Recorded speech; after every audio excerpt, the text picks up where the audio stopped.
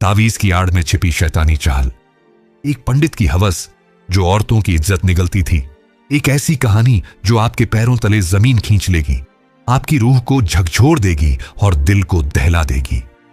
राजपुर नाम के गांव के बीच में एक शानदार कोठी थी जहां पंडित रामनाथ रहता था। यह कोठी गांव के एक शांत कोने में थी जहां हरियाली और खेतों की खूबसूरती इसे और भी आकर्षक बनाती थी। रामनाथ की उम्र 60 से 65 साल के आसपास थी, लेकिन उसकी आंखों में अजीब सी चमक और बातों में ऐसी मिठास थी कि लोग उसकी ओर खिंचे चले आते। गांव वाले उसे नेक दिल और विद्वान मानते थे। वह औरतों को तावीज देता और कहता, यह तुम्हारे दुख और परेशानियां दूर कर देगा।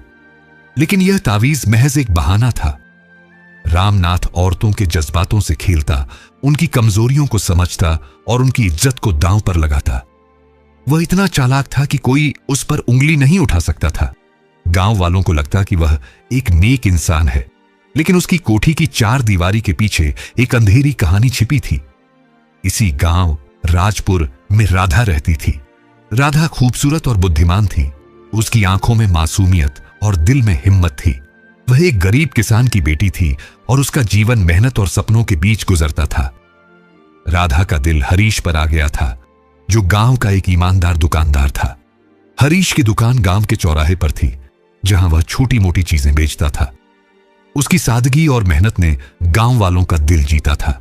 राधा और हरीश का प्यार छिपकर पनप रहा था। वे कभी खेतों के किनारे, कभी गांव के पुराने पीपल के पेड़ के नीचे मिलते। लेकिन राधा के पिता रामलाल इस रिश्ते के खिलाफ थे। वे चाहते थे कि राधा की शादी किसी अमीर घराने में हो ताकि उनका परिवार गरीबी से निकल सके। एक दिन राधा की मां सीता ने उससे कहा, बेटी, पंडित रामनाथ के पास जा, उसका तावीज जादुई है। अगर तू उसे अपना दुख बताएगी तो वह तेरे लिए हरीश से शादी का रास्ता निकाल देगा। राधा को यह बात अजीब लगी। उसे पंडित रामनाथ पर भरोसा नहीं था। गांव में चुपके चुपके अफवाहें थीं कि उसकी नीयत साफ नहीं है। कुछ औरतें उसके पास गई थीं और वापस आने के बाद उनके चेहरों पर अजीब सी खामोशी छा जाती थी, लेकिन कोई खुलकर नहीं बोलता। फिर भी सीता के जिद के आगे राधा को झुकना पड़ा। बारिश के एक दिन राधा रामनाथ की कोठी की ओर चली। उसने हरी साड़ी पहनी थी जो उसकी खूबसूरती को और निखार रही थी। बारिश की बूंदें उसके चेहरे पर गिर रही थीं और उसका दिल धक धक कर रहा था। कोठी के बड़े कमरे में रामनाथ बैठा था। उसने राधा को देखते ही मुस्कुराकर स्वागत किया। आओ बेटी, क्या परेशानी है? उसकी आवाज में अजीब सी मिठास थी। राधा ने हिचकिचाते हुए अपनी कहानी सुनाई। उसने बताया कि वह हरीश से प्यार करती है, लेकिन उसके पिता इस रिश्ते के खिलाफ हैं। रामनाथ ने सिर हिलाया और कहा, यह तो बहुत छोटी सी बात है राधा। मेरा तावीज तुम्हारी जिंदगी बदल देगा। यह ले, और इसके लिए तुम्हें मेरी बात माननी होगी। उसने राधा को तावीज दिया और कहा, यह तुम्हारे दुख और परेशानियां दूर कर देगा, लेकिन इसके लिए एक खास पूजा रात को अकेले करनी होगी। तुम किसी को नहीं बताना। राधा का दिल धक धक करने लगा। उसे रामनाथ की नीयत पर शक हुआ। उसने पूछा, क्या यह पूजा दिन में नहीं हो सकती? रामनाथ ने हंसते हुए कहा, बेटी, जादू रात को ही होता है। तुम फिक्र न करो, मैं तेरा भला ही चाहता हूं। राधा घर वापस आई, लेकिन उसका दिल बेचैन था। उसने हरीश को पीपल के पेड़ के नीचे मुलाकात की और सारी बात बताई। हरीश गुस्से से भर गया। उसने कहा, राधा, यह पंडित कोई अच्छा आदमी नहीं। गांव में इसके बारे में बातें चलती हैं। तुम इसके पास वापस नहीं जाओगी। लेकिन राधा ने कहा, हरीश, अगर हम इसे बेनकाब नहीं करेंगे तो यह और औरतों को अपनी चाल में फंसाता रहेगा। मुझे एक योजना बनानी होगी। राधा ने हरीश के साथ मिलकर एक योजना बनाई। वह रात को रामनाथ के पास जाने वाली थी, लेकिन इस बार वह अकेली नहीं थी। हरीश, गांव का पंचमोहन और उसका दोस्त राजू छिपकर उसकी सुरक्षा के लिए मौजूद थे। रात हुई। राधा ने अपनी मां से छिपकर कोठी की ओर कदम बढ़ाए।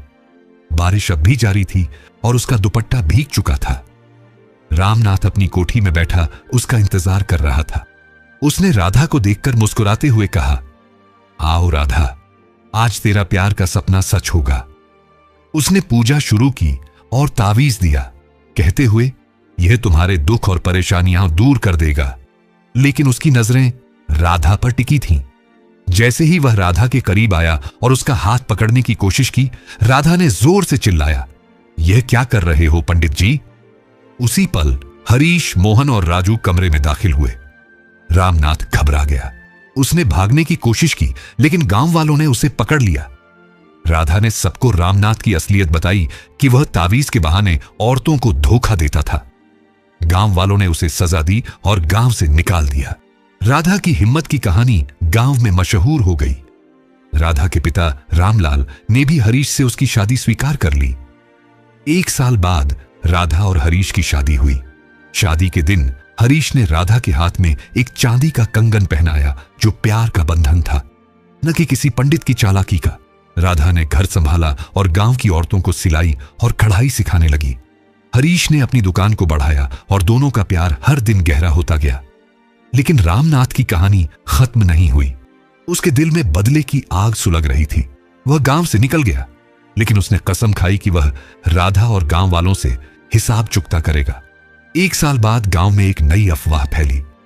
एक नया पंडित माधव दास राजपुर के पास एक नई कोठी में रहने आया। उसकी उम्र भी 60 से 65 साल थी, लेकिन उसका चेहरा आकर्षक था। वह औरतों को तावीज देता और कहता, ये तुम्हारे दुख और परेशानियां दूर कर देगा। गांव की औरतें उसकी ओर खींची चली गईं। राधा को यह सब सुनकर शक हुआ।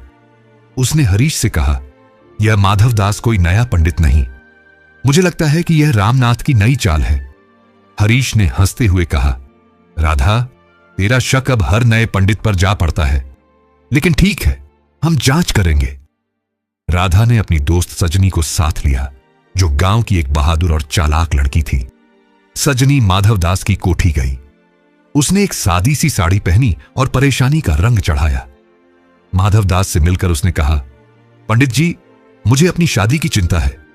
मेरा रिश्ता तय हुआ था, लेकिन लड़के वालों ने इनकार कर दिया। क्या आप मेरी मदद कर सकते हैं? माधव दास ने उसे तावीज दिया और कहा, यह तुम्हारे दुख और परेशानियां दूर कर देगा, लेकिन इसके लिए एक खास पूजा रात को अकेले करनी होगी। सजनी ने सिर हिलाया और राधा को जाकर सारी बात बताई।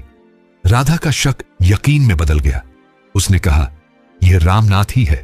उसने नाम बदला, लेकिन चाल वही है। राधा ने हरीश, सजनी और गांव के सम्मानित लोगों के साथ एक योजना बनाई। वह माधव दास को पकड़कर पुलिस के हवाले करना चाहती थी। राधा ने अपना रूप बदला, एक पुरानी साड़ी पहनी और चेहरा दुपट्टे से ढंप लिया, ताकि माधव दास उसे पहचान न सके। वह कोठी पहुंची और बोली, पंडित जी, मेरी शादी को 1 साल हो गया, लेकिन मेरा पति अब मुझसे प्यार नहीं करता। क्या आप मेरी मदद कर सकते हैं? माधव दास ने राधा को देखा। उसकी आंखों में वही चमक थी जो रामनाथ की थी। उसने तावीज दिया और कहा, यह तुम्हारे दुख और परेशानियां दूर कर देगा। बस तुम्हें रात को एक पूजा के लिए अकेले आना होगा। राधा समझ गई कि यह वही पुरानी चाल है। उसने माधव दास से कहा कि वह रात को आएगी, लेकिन इस बार राधा ने पूरे गांव को अपनी योजना में शामिल किया। उसने पंचमोहन, हरीश के दोस्त राजू और अपने पिता रामलाल को भी बताया। रात हुई। माधव दास अपनी कोठी में राधा का इंतजार कर रहा था। जब राधा आई, उसने अपना दुपट्टा हटाया। माधव दास हैरान रह गया।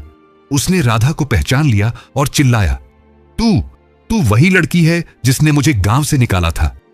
राधा ने मुस्कुराते हुए कहा, हां रामनाथ, या अब माधव दास कहलाओ, तेरी चालें अब नहीं चलेंगी। उसी पल हरीश, मोहन, राजू और गांव वाले कोठी में दाखिल हुए। माधव दास ने भागने की कोशिश की, लेकिन गांव वालों ने उसे पकड़ लिया। राधा ने सबके सामने कहा, यह वही रामनाथ है जो नाम बदलकर दोबारा हमारे गांव की औरतों को धोखा देने आया था। गांव वालों ने माधव दास को पुलिस के हवाले कर दिया। इस बार सबूत इतने पक्के थे कि वह जेल की सलाखों के पीछे चला गया। राधा की हिम्मत की कहानी एक बार फिर गांव में गूंज उठी। सजनी ने राधा से कहा, तू एक साधारण लड़की नहीं राधा, तू हम सबके लिए एक मशाल है। राधा और हरीश की प्यार की कहानी और मजबूत हो गई। एक रात जब बारिश हो रही थी, हरीश ने राधा को अपने घर की छत पर बुलाया। उसने राधा के हाथ में एक चांदी का कंगन दिया। हरीश ने कहा, राधा, तूने न सिर्फ मेरी जिंदगी बचाई, बल्कि पूरे गांव को एक धोखेबाज से निजात दिलाई। राधा की आंखों में आंसू आ गए। उसने कंगन पहना और हरीश के गले लग गई। बारिश की बूंदों के बीच दोनों ने हमेशा साथ रहने का वादा किया। राधा और हरीश की शादी को 3 साल हो गए।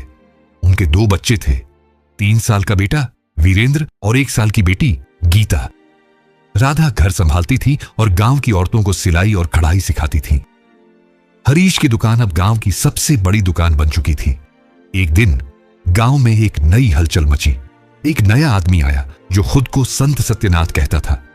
वह गांव से कुछ दूर एक छोटी सी कोठी में रहता था। उसकी दाढ़ी लंबी थी, चेहरा नूरानी और बातों में जादू था। वह औरतों को तावीज देता और कहता, यह तुम्हारे दुख और परेशानियां दूर कर देगा। गांव की औरतें उसकी ओर दौड़ी। राधा को यह खबर मिली तो उसका दिल बेचैन हो गया। उसने हरीश से कहा, यह सत्यनाथ कोई नया आदमी नहीं, मुझे लगता है कि यह रामनाथ की नई चाल है।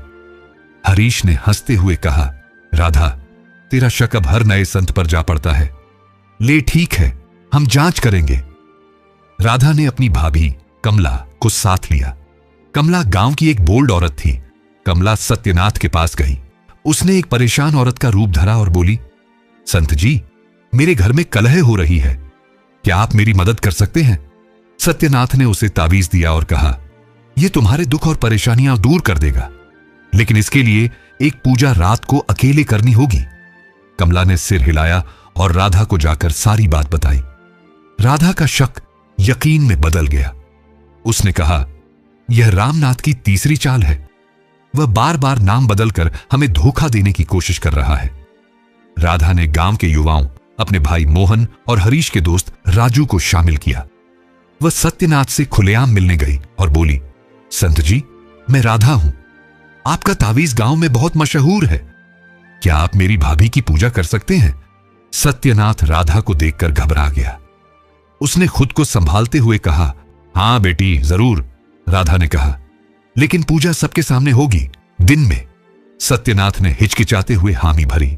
राधा ने गांव वालों को इकट्ठा किया। दिन के समय जब पूजा शुरू हुई, सत्यनाथ मंत्र पढ़ रहा था, लेकिन उसकी नजरें राधा पर जा रही थीं। अचानक राधा ने जोर से कहा, सत्यनाथ, या कहूं रामनाथ, तेरी यह तीसरी चाल भी नाकाम हो गई। कमला ने सत्यनाथ की दाढ़ी खींची और वह नकली निकली। नीचे से रामनाथ का चेहरा सामने आया। गांव वालों ने गुस्से में उसे घेर लिया। रामनाथ ने माफी मांगने की कोशिश की, लेकिन राधा ने कहा, तूने बार बार हमारे गांव की इज्जत से खेलने की कोशिश की। अब तुझे ऐसी सजा मिलेगी कि तू कभी वापस ना आए। रामनाथ को पुलिस के हवाले किया गया और उसे सख्त सजा मिली। राधा की हिम्मत की कहानी पूरे इलाके में फैल गई। गांव की औरतें अब किसी के बहानों में नहीं आती थीं। वे राधा से सीख चुकी थीं कि अपनी इज्जत और दिल की हिफाजत खुद करनी होती है। राधा और हरीश की प्यार की कहानी एक महान दास्तान बन गई। गांव की औरतें सीख गईं कि कोई तावीज उनकी किस्मत नहीं बदल सकता। असल जादू उनके अपने दिल की हिम्मत और अक्ल में था। और राधा, वह हरीश के साथ अपनी प्यार की दुनिया में खुश थी, जहां कोई जाली तावीज नहीं, सिर्फ सच्चे प्यार का बंधन था।